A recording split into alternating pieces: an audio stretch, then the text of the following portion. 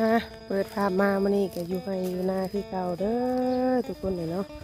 ทักทายสบายดีกับสวัสดีปลาดุงบัดสุกุสุกคนพบพ่อกับซองบาสุกอีกแล้วทุกคนเลยเนาะแต่เป็นเสียงสะแก้วเด้อมันนี่เนาะ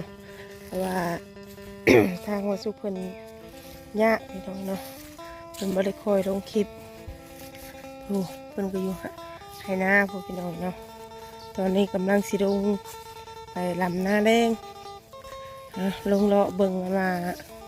เอาที่ลำเลยเอาก่อนทุกคนเลยว่าเป็นจังใดเนาะ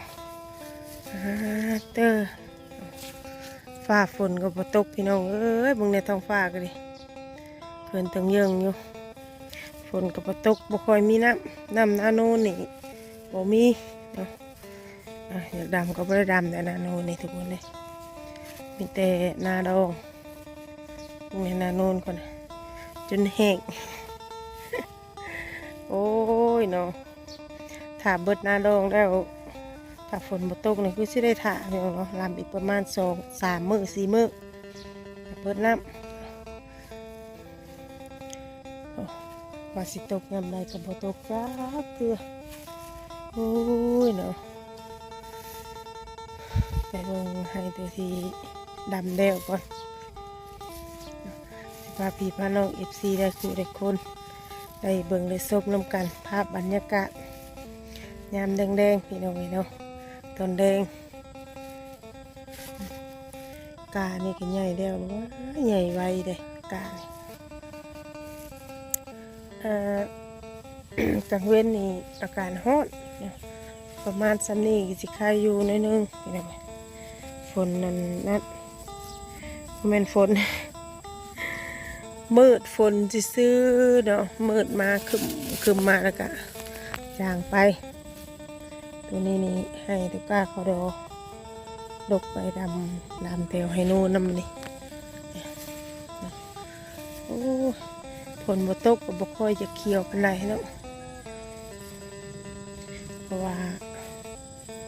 ฝนบ่ตกมาใส่มันบ่ค่อยยังมีน้ำทุกคนเลยเนาะนี่โอ้มีแต่หญ้าเด้อสิเกิดแบบนี้โอ้ยหญ้าตามกันน้ำบนดินน้ำก็มีองค์หลอกองค์เด็กกาตานี้บนเนี่ยพี่น้องสอนนี้เนาะสีว่าสีดำหน้าดองอะไรตัวนี้สีดำหน้าตัวใหญ่ตัวนั้นแต่ว่ามันยังบ่มีน้ำต้องรอฝนตกมาอีกก่อน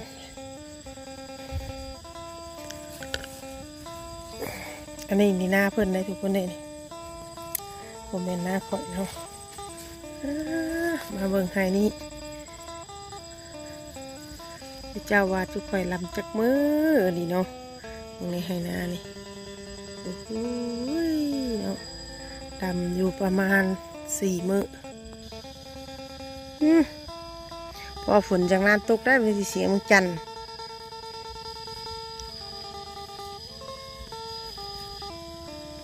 กาตานี่ตานั่นตาที่ผ่านมากับตัวนี้เป็นเข่ากลางทุกคนเนาะได้ดำหน้าลองนี่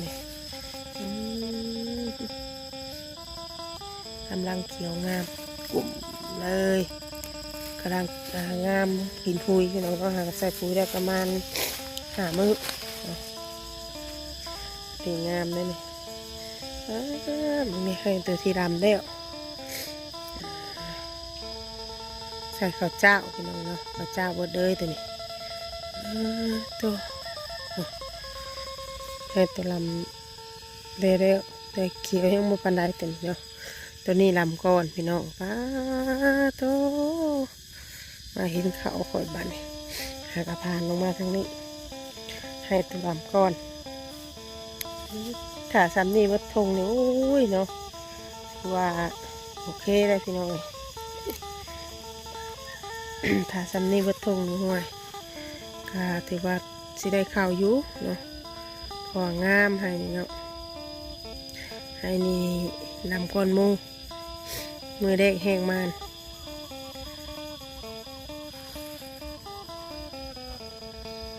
ตัวนี้นี่ลำมัน ลำให้รุ่มแล้วก็ขึ้นมาลำให้เทิงก็สิเกียประมาณนี้แหละทุกคนเนาะงามอยู่เด้อข่าวนาปีนี้เสียละอย่างหนึ่งบอนเป็นว่างก็มีเพราะว่าเฮากระปูกินไม่เห็นเฮาป้าให้หน่อยนี่คือว่างามแค่นี่คักแท้นี่วะพี่น้องเอ้ยเนาะงามคักดีให้นี่ถ้าซ้ำให้นี่บัดทงนี่โอ้ยถือว่าโอเคแล้วนะก่อนนี่ก็สิไม่ให้มาลำหน้าแดงเนาะว่าทางพอเพิ่นกับผมกำลังสิขาดหน้าลำให้ใหญ่พี่น้องเอ้ย3 มื้อ 4 มื้อนี่ยังบ่วิดอยู่โอ้ยว่ะการให้ใหญ่ได้นี่เมื่อยเพื่อชีวิตนี่ก็ไม่ง่ายเพื่อสิอันนั่นนี่หามไปน้อยบันไดเด้อตัวนี้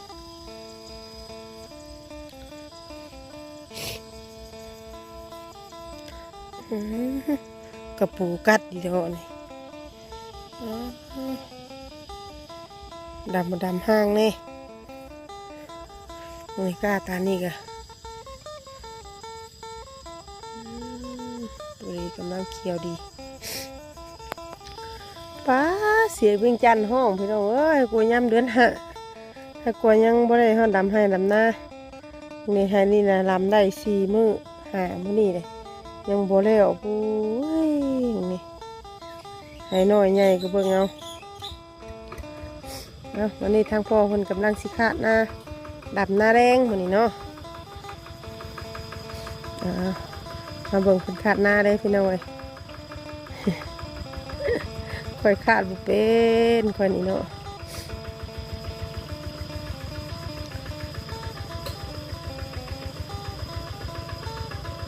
มาเด้อมาดำหน้าแดงน้ำกันพี่น้องเอ้ย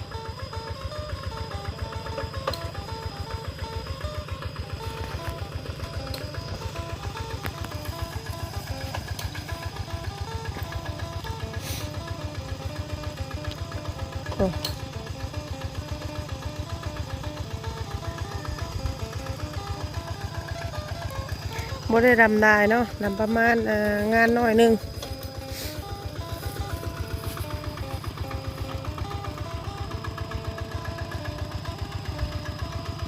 กะอาจจะเปิดอยู่ประมาณ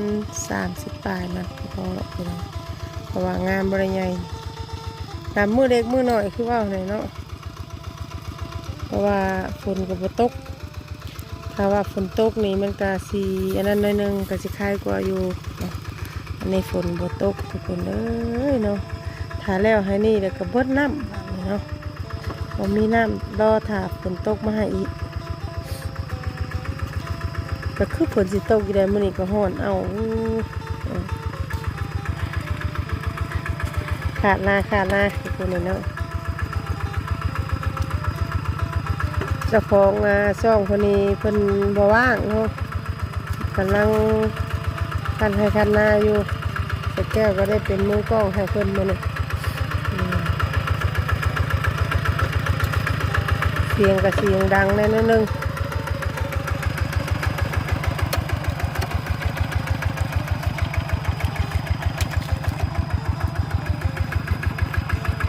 คือไปอีกซ่าแท้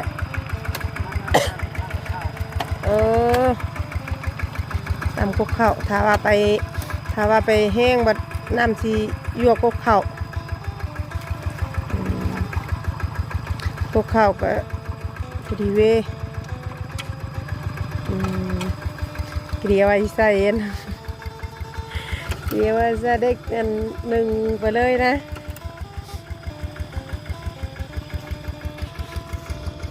เนาะผูกทางลูกสาวผูกพี่น้องเลยเนาะถัดพระไปผูกทางลูกสาวกำลังตัดหางก้าอยู่น้องน้ำกับน้องในกำลังก้าเกียมกันอยู่ทุกคนเลยเนาะทางใดก็ฝากในเด้อพี่น้องเลยเนาะฝากกดไลค์กดแชร์กดติดตามน้ำเมย์เนาะเพราะเป็นกำลังใจให้ทางช่องวัดสุเพิ่นเนาะ โดยบ่ได้ลงคลิปเรื่อยก็ต้องขอโทษขออภัยนํเด้อเพราะว่าช่วงนี้ดำให้ลำหน้ายากพี่น้องเนาะบ่ได้คอยลงคลิป รถไถพาลุยว่ะโอ้ยอันสิพาลุยดีแล้วนี่นะ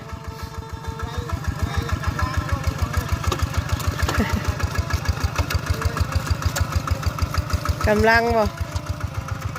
เอาเปลี่ยนเปลี่ยนให้มันค่อยแบบนี้เพราะว่ามัน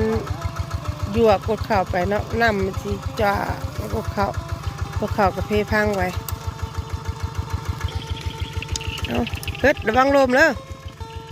อือทรงสิลมแท้เลยมันเป็นหน้าเฮารุดหาก็ได้2 ปีเนาะพี่น้องปกติมันก็ทาว่านั่นก็ย่านแต่มีลมน่ะเอาสำหรับคลิปนี้ไปแล้วเนาะขอบคุณที่เข้ามารับชมเด้อแต่ต้นจนหมดจบแล้วก็บอกคำโฆษณาสำหรับคลิปนี้ขอกล่าวคำว่าสบายดีเบิดทุกคนเด้อ